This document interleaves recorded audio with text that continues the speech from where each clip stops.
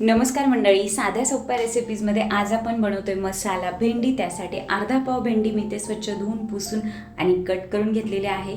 कढई तापत ठेवली, कढईमध्ये 1 चमचाभर तेल घालायचं आहे, पाव चमचे जिरे, पाव चमचा मोहरी छान तडतडलं की त्यामध्ये थोडासा हिंग आणि पाव चमचा हळद घालून घ्यायची आहे।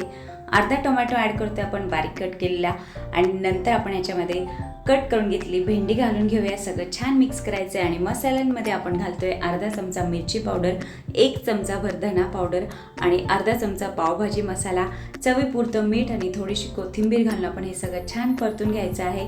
5 ते 7 मिनिटासाठी मंद आचेवर वाफ घ्यायची, मध्ये मध्ये परतत राहा आणि अशी ही आपली मसाला भेंडी तयार आहे। सगळ्यात शेवटी आपण याच्यामध्ये ॲड करतोय 1 चमचाभर जाडसर शेंगदाण्याचा कूट। गॅसची फ्लेम बंद करून परत एकदा छोटीशी वाफ घ्या आणि तुमची मसाला भेंडी तयार आहे मंडळी।